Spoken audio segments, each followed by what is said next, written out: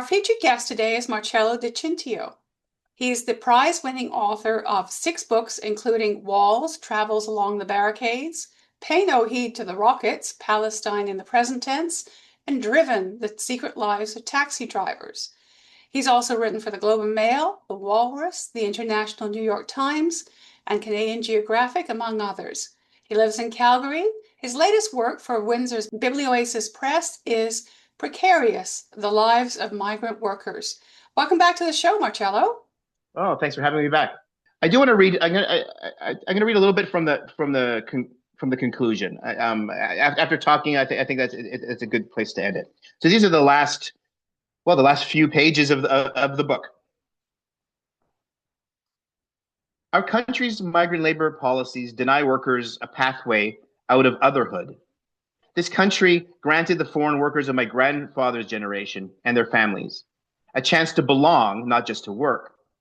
They could exchange their foreignness for Canadianness, at least on paper. My grandfather fully embraced this.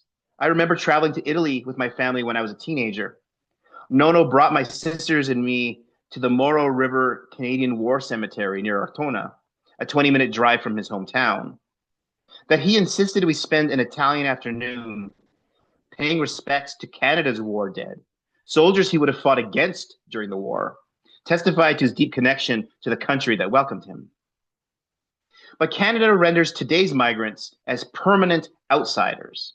When Sarah bemoaned everything she had to do for that paper, she was really saying she wanted to be unothered enough to reunite with her daughters. She knew that Canada considers such a basic human desire, the need for a parent to be with her children, to be a privilege not offered to the paperless.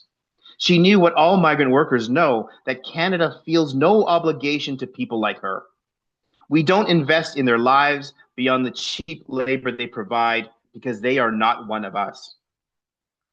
Perhaps they don't want to be, at least not entirely. We haven't exactly impressed our guest workers.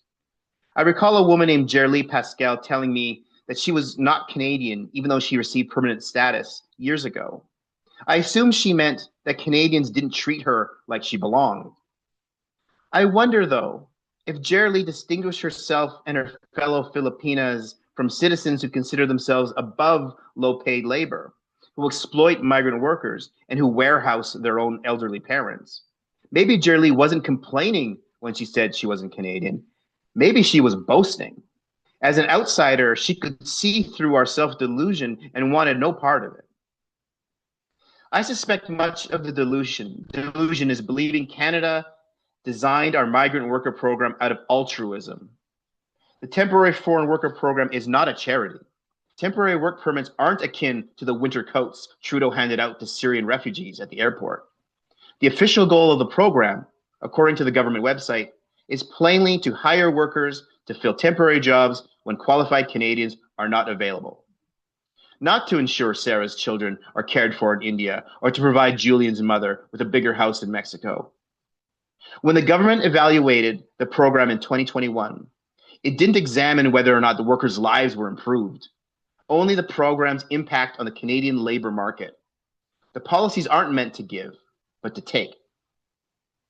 Maybe one of the reasons Canada mistreats migrant workers is because we see them only through this mercenary lens. We define them solely by their functionality, by the singular task we've hired them to do.